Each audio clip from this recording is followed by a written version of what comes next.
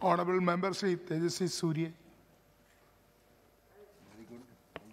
Thank you, Speaker Sir, for this opportunity to speak in support of the Union Budget.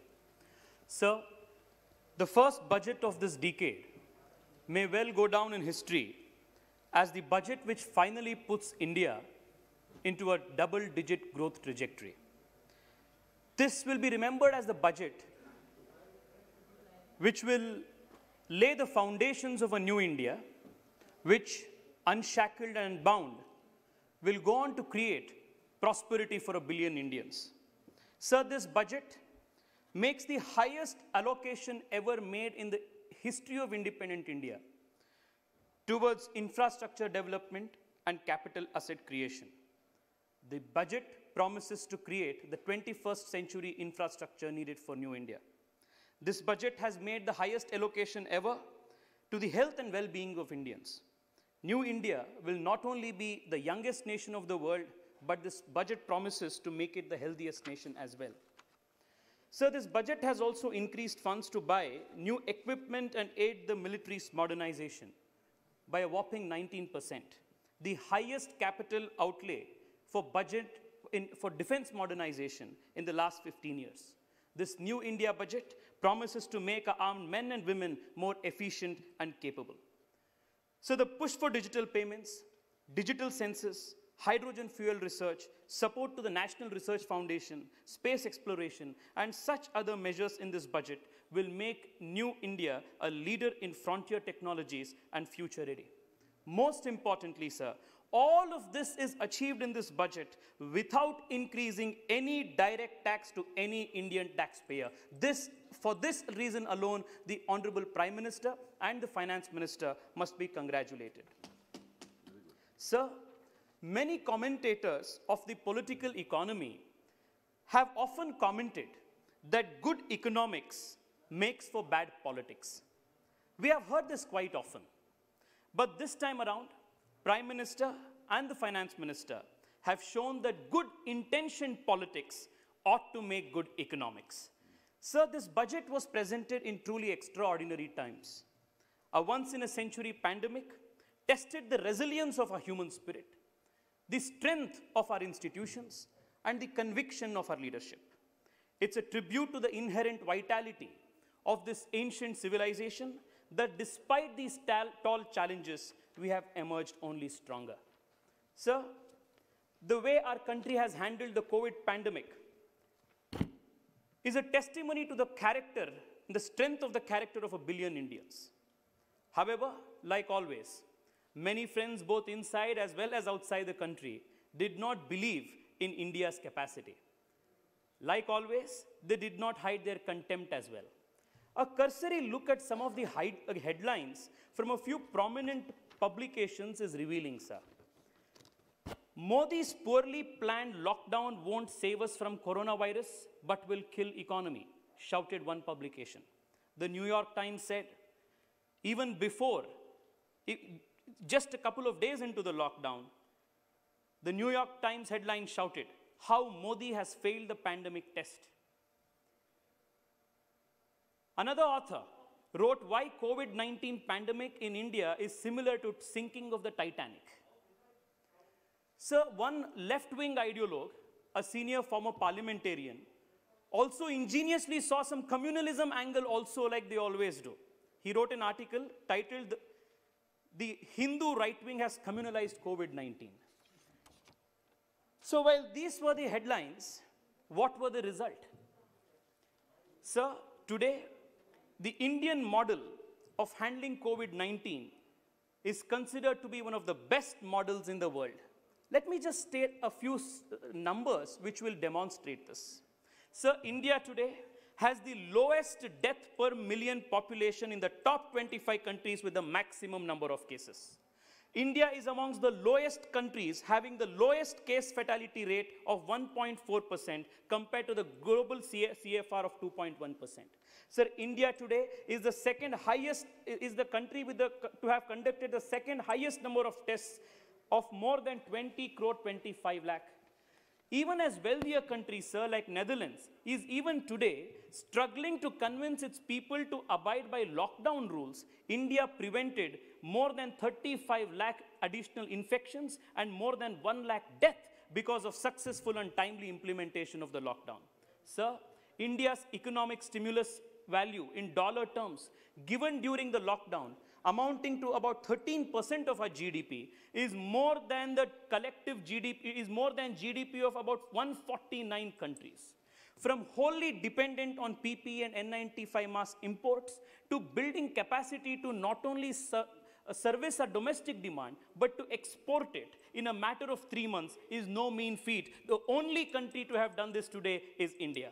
So we have the distinction of repatriating the largest number of our stranded citizens from the highest number of countries during the global lockdown. So one of the few countries that have indigenously developed and manufactured COVID vaccine is India. So countries manufacturing the largest number of vaccines as we speak, earning the goodwill as the vaccine capital of the world. So we have distributed vaccines, supplied vaccines to 15 countries, from Burma to Barbados, and 25 more countries are in queue at different levels. Sir, we are also the fastest country in the world to reach the 4 million COVID vaccine mark, an incredible feat in a country as diverse and as vast as ours. Sir, at this time, I also want to congratulate the Finance Minister for giving 35,000 crores towards vaccine distribution, towards vaccine development in this budget. Sir, in the course of the remarks, Dayanidhi Maranji very sarcastically expressed doubts on the credibility of the vaccine. He asked, why is the Prime Minister not the first person to take the vaccine? Sir, perhaps if this was old India, the politicians would have been the first people to take the vaccine, sir. This is the new India where the frontline workers, our doctors, our Safai Karamcharis, these people are being given importance, sir. So perhaps if this was old India, maybe the family of Dayanidhi Maranji, his grandmother, grandfather, Stalinji, Udaynidhi, all of them, maybe they would be the first people to take vaccines, sir. This is new India. Therefore, we are not allowing politicians to take any privileges out of turn. The ones who are fighting for this country, the ones who are frontline workers, they will be prioritized in giving the vaccine, sir. Sir, at the same time, sir, I would also want to say, sir, a big question that needs to be answered today, sir. Sir, even in the face of such difficult challenges, if a country has shown the kind of strength, resilience to stand up to these challenges, if we are so blessed with such immense natural and human resources, so what kept the country so spectacularly poor for so long? Why did India, rather how did India manage to remain so poor for so long? So the answer to this question is very simple. India did not remain poor by chance. India remained poor by choice. So India did not remain poor by default. We remained poor by design. We remained poor by policy.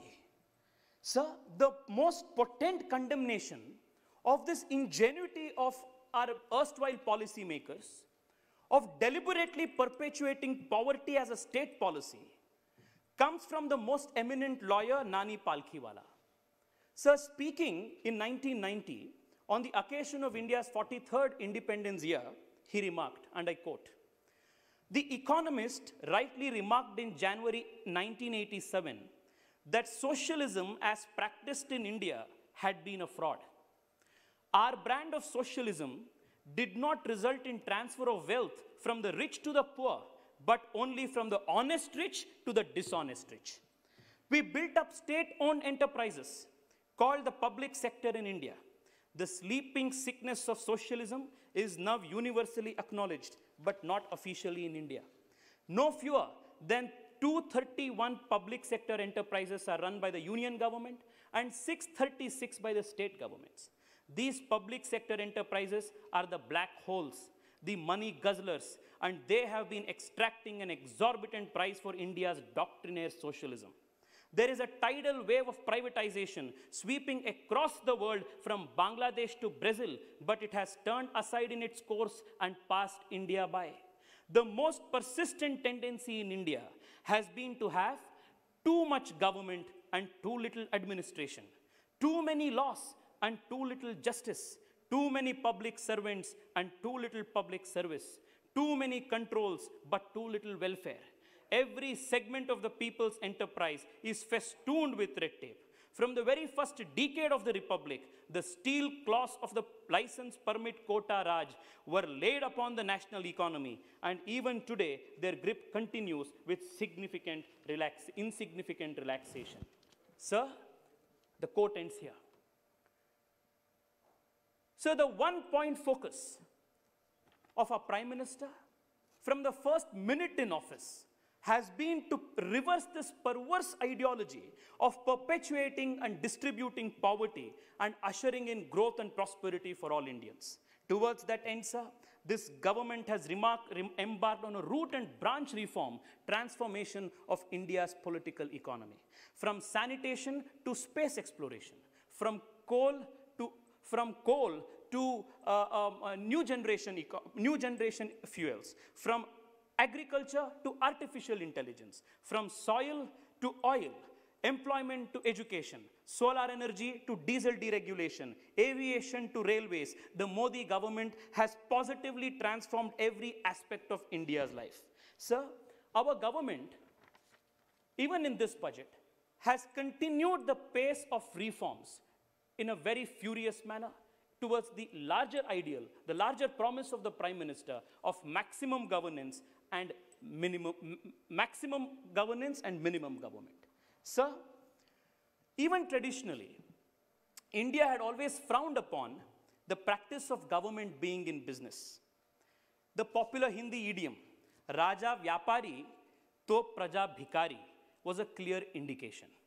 This budget, sir, for the first time, uses the word privatization, is unapologetic about the fast-paced disinvestment and asset monetization. It was high time, sir, that our government stopped the disastrous socialist practice of putting good taxpayer money into badly run government businesses. Sir, this country, especially the young generation of Indians that I so proudly represent here, sir, is extremely grateful to our Prime Minister for stopping this very wrong practice and charting a new economic course of prosperity for this country, sir. We needed this badly. We should have done this 70 years ago. We are belated, but this Prime Minister has achieved this for us.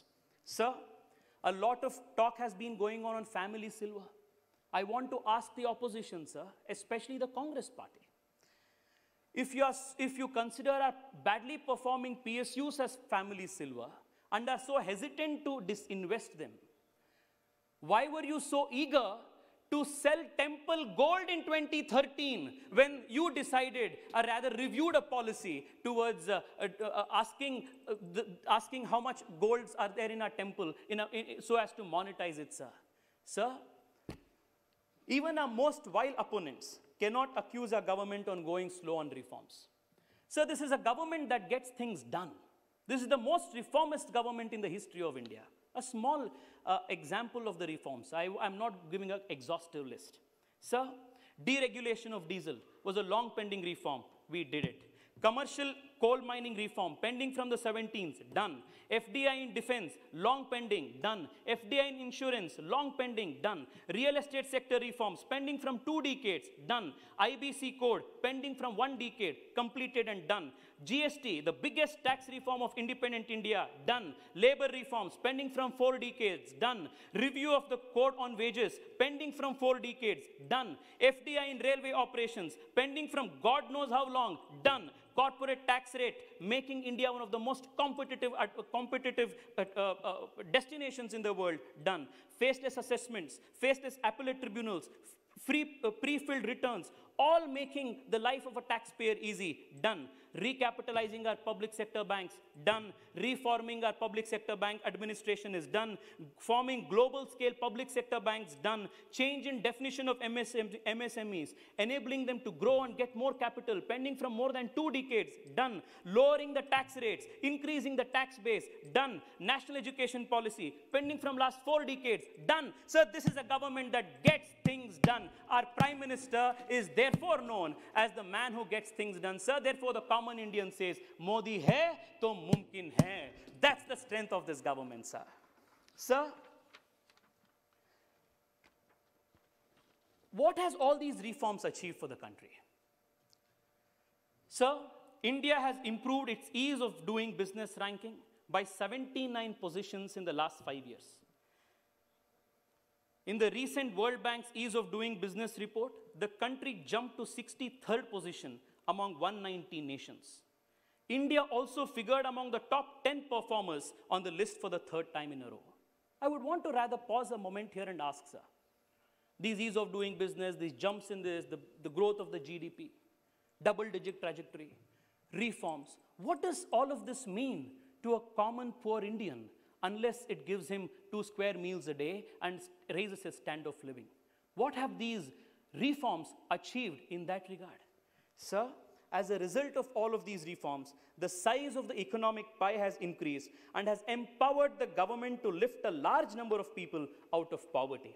Sir, it gives me immense joy and pride today, sir, to stand here and say that under Prime Minister Narendra Modi, India has lifted the highest number of Indians out of poverty in the shortest period of time. And as a result of this, from 2019 onwards, India is no longer the country having the most number of poor people, sir. I want to tell my Congress friends, remind them, this is how Garibi Hatao is done, not by sloganeering, through dedicated perseverance and hard work. We have lifted, sir, I would repeat again, we have lifted, sir, the highest number of poor people in India out of poverty in the shortest period of time.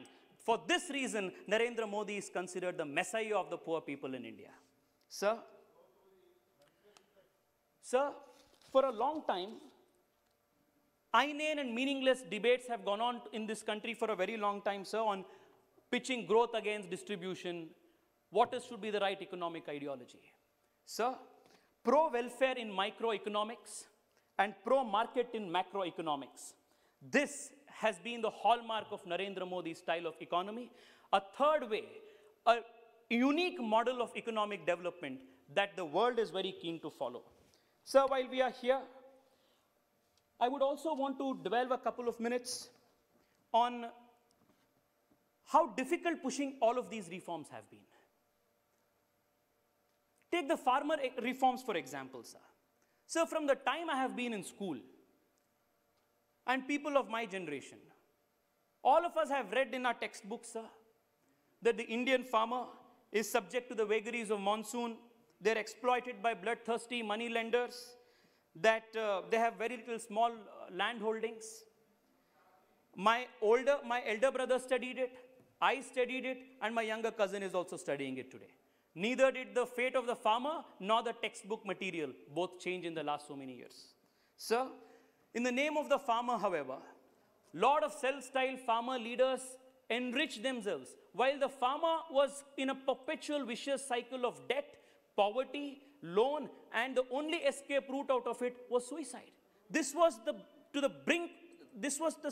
desperate situation to which we had pushed the farmers of this country. Sir, like the term secularism, protecting farmers' interest is one of the most abused words in this country, sir, which has stalled all progressive farm reforms which would have otherwise benefited the farmer. Sir, what has been the political shortcut for farmer welfare? To announce loan waivers once in 5 years during elections and forget about the farmer for the next 5 years until the next elections. This has been the exact practice. But we are a government that is neither irresponsible nor believes in taking shortcuts. Sir, while the opposition invested in protests, we invested in the Indian farmer. While they were busy running that India is intolerant, we issued 22.41 crore soil health cards to our farmers. While the opposition was preoccupied in Shaheen Bagh, we built 10.75 crore toilets for the poor of India in villages from 2014, sir. While the opposition was lost in the Tukde protests in JNU and AMU, we ensured that no person in the country, no villager in the country, no farmer in the country will remain in dark, and we ensured 100% electrification of India's villages. While the opposition was busy name-calling Modi ji as agent of Ambani Adani, we opened bank accounts of 41.75 crore poorest of poor Indians through the PM Jan Dhan Yojana and seeded it with the Aadhaar and mobile phones. While the opposition was busy blocking roads with Rasta Rokos and Chakka jams, we sanctioned 2.11 lakh kilometer of road connectivity for villages under the Prime Minister Gram Sadak Yojana since 2014. While the opposition was busy lying to farmers about farm reforms that would actually and indeed benefit the farmer, we gave assistance of rupees 6,000 crore to 11.58 crore farmers under the PM Kisan Samman Nidhi, sir. While the opposition was busy sharing Rihanna's tweet and Greta Thunberg's toolkit for how to create riots, we completed giving crop insurance under the Fasal Bima Yojana to 8.85 crore farmers of this country, sir. So this is how farmer development is done. This is how farmer infrastructure is created. And this is how the trust of farmers is earned. Sir, what exactly that the farmer reforms propose to do? In essence, it gives our farmer the choice to either sell at the APMC Mandi or anywhere else to whomsoever he deems fit or whosoever gives him the best price. It neither removes the APMC nor compels the farmer to a particular entity. What can possibly wrong in giving our farmers choice? Sir, I wanted to ask Rahul ji. Of course, he does not have the habit of attending parliament, sir, but through you, I want to make this request. Sir, I want to ask Rahul ji. While Rahul ji must have the choice to contest from Wayanad in Kerala, because he thought that he had better chances of winning from Kerala than in his home constituency of Amethi. Why should the farmer in Amethi why should the farmer of Amethi not have the choice to sell in Kerala if he thinks that he gets better choice, better price? Sir, this giving of choice, this empowering the farmer, Indian farmer with choice to sell where he wants cannot be in any measure deemed to be anti-farmer, sir. Sir, this budget rightly focuses on agricultural infrastructure. Just I want to correct it. Rahulji is regularly attending the parliament, sir. Glad to know that, sir. Well, we will check the attendance later, sir. This budget focuses on agricultural infrastructure, agricultural development cess, which is going to be used for development of this infrastructure. Sir, there are two other important areas that this budget has highlighted upon. Sir, this budget promises to create the 21st century infrastructure for India, the highest ever capital expenditure made in any budget till now. Sir, my government, under the Prime Minister, has built 1/3 of all national highways in India in just the last 6 years. How the space at which we have been building infrastructure, sir, is unprecedented. The outlay for the Ministry of Road Transport is enhanced in this budget to rupees 1.18 lakh crore, sir. In the same way, sir, I want to congratulate Railways. The Honorable Minister for Railways is here, sir. Under his leadership, India has achieved a 371% increase of electrification while compared to UPA, sir. 371% increase of electrification compared to the UPA years. Sir, by 2024, all of Indian railways will be set to be 100% electrified, leading to fuel savings of about 14,500 crore per annum. Sir, our trains have become faster, safer, and more punctual under the Prime Minister's leadership. The National Rail Plan for India 2030, projected in the budget, supported in the budget, will bring our trains on par with the best in the world. Sir, this budget has also stressed and given importance to creating urban metro rail. So I come from an urban constituency and know how important urban infrastructure, transport infrastructure is. Sir, as a country, Traditionally, we have grossly underinvested in creation of urban infrastructure. One point on this while we are here, sir. While the London Underground was started in 1863, the New York subway was started in 1904. The Moscow metro began its operations in 1935. We were irresponsibly and cruelly late, sir, by almost 100 to 70 years. We have made a course correction now, and even in this budget, a large outlay has been sanctioned to creation of urban infrastructure. I thank personally, sir, the Honorable Finance Minister for sanctioning rupees 15,000 crores to Bengaluru Metro Airport line, starting from my constituency in Silk Board to the metro, sir. Any Bangalorean will know what a difficult journey it is to reach the airport, sir. The metro line will definitely help us in that regard. Sir, the Metro Light and the Metro Neo projects, especially to be introduced in Tier 2 cities, will ensure that what mistake we did 70 years ago by not investing adequately in urban infrastructure will not be created for a future India. Sir, the 18,000 crore support to public bus transport services by encouraging more PPP modes of private sector players in urban public bus transport is also a very, very important step in that regard, sir. Sir, this government has utilized tech infrastructure, digital infrastructure as the backbone for good governance. This has been one of the hallmarks of this administration. Sir, the direct benefit transfer scheme brings together 318 schemes of the government from 53 ministries. In the last so many years, sir, more than 13.91 lakh crore 13.91 lakh crore, which is about the size of the annual budget of various state governments, has been effectively transferred to the people of this country through the DBT. Sir, we have not only distributed effectively, we have also saved close to 1.78 lakh crore by preventing leakages, sir. This is a government that values taxpayer money.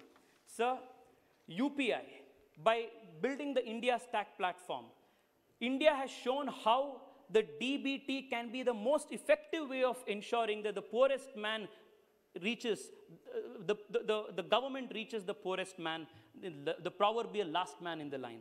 Seeing the digital prowess of this UPI, sir, even Google wrote to United States Federal Reserve asking to design a UPI-like payment system for the United States. So whether it is FASTag, whether it is National Digital Health Mission, whether it is the 1,500 crore earmarked in this budget for further encouraging digital payments, the digital census that India will be conducting, thanks to the allocation in this budget, is extremely important steps towards building our tech infrastructure and making governance more effective by using the digital infrastructure. So equally important in this budget is the mention of the National Language Translation Mission. It will make governance and policy related knowledge available on internet in major Indian languages. Sir, coming from a state of southern India, I can't stress how important this is in bringing government communication closer to our people, sir. Sir, the other very important structural reform, using a digital platform that has been proposed in this budget, which will have wide-ranging ramifications on a rural economy, is the Swamitwa project aimed at digitizing rural land records. Sir, this scheme will provide digital property cards to our rural citizens.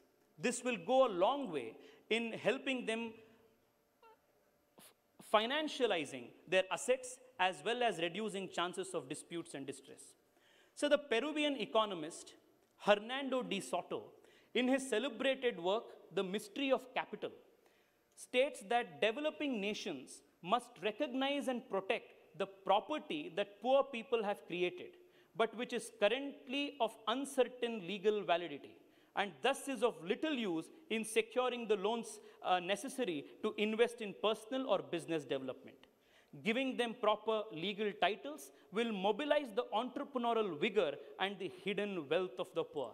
Sir, seen in this light, the reforms under the Swamitwa Yojana, by giving digital recognition of property titles will play a very, very important role, sir. Sir, just one very important issue before I conclude, sir. I come from the startup capital of the country, Bengaluru. And this budget has given adequate stress and thrust to the startups of the country. Sir, from abolishing and resolving the issue of angel tax, to setting up of commercial courts, to enabling direct listing of Indian companies on foreign exchange, or the Startup India program, the Prime Minister has supported Indian startups. Sir, the budget this time mentions that one-person companies will operate without restrictions. This is going to create a great amount of jobs by enabling more young people to incorporate companies easily, test their business ideas, scale them up, and employ more people. Sir, the National Research Foundation has been allocated 50,000 crore rupees, sir.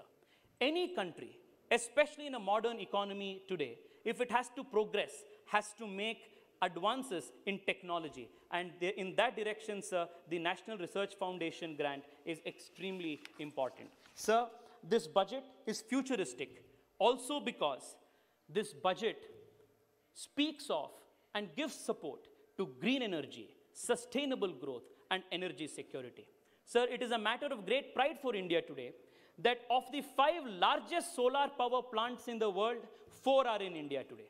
We have taken the leadership in the world today by starting International Solar Alliance. This budget further gives boost to non-conventional energy sector by additional capital infusion of 1,000 crores. Sir, I will not take more than 2 minutes, sir. I am just coming to my conclusion, sir. This budget, sir, this budget also promises a hydrogen mission. I will just take 30 seconds to explain why this has important national ramifications, not only for today, sir, but for very many millions of young Indians who are not even born today. Sir, a lot of people are excited about the possibilities of electric mobility in India. But we can and we should explore other routes of zero emissions, like for the example of a hydrogen fuel cell. So today, nearly 65% of lithium-ion batteries come only from China. 65% of all lithium-ion batteries in the world today come only from one source, sir, that is China. By comparison, no single country produces more than 20% of global crude oil output. In this regard too, sir, the thrust on hydrogen mission is good for the country's energy security. This budget also shows that we are sensitive and a responsive budget. Sir, whether it is bringing under the fold of the labor law reforms the new employees of the gig economy, or the reforms made to One Nation card, or the amendment made to the Deposit Insurance Credit Guarantee Act so that the investors can have time-bound access to their deposit to the extent of the deposit insurance, are all in the direction of making showing that this is a more sensitive and a more extremely caring government, sir. Sir, you also come from the south of India, like I do. So what has this budget given to the south of India? One of the highlights of this budget has been the equitable distribution in terms of priorities, sir. Sir, I would want to take the case of Kerala, sir, from where you belong. Sir, Kerala, in this budget, has got 1.33 lakh crore. Tamil Nadu has got 2.9 lakh crore. Telangana has got 79,000 crore. Sir, and Karnataka, sir, my state has got 83,000 crore. Sorry, 1.76 lakh crore. Sir, all of these states have got the highest allocation of budget compared to any of the previous budgets, sir. Sir, I would just want to conclude, sir, by understanding the importance of the Atmanirbhar Bharat. Our Prime Minister has given a clarion call for building a self-reliant India. The spiritual and philosophical underpinning of Atmanirbharta can be found in the Bhagavad Gita. In the Bhagavad Gita, Lord Krishna tells us, Uddhared Atmanatmanam Atmanam Avasadayet. Atmaiva Ratmano Bandhuhu Atmaiva Ripuratmanaha. Our rise is the result of our actions. Our fall is the result of our actions. We are our own friend.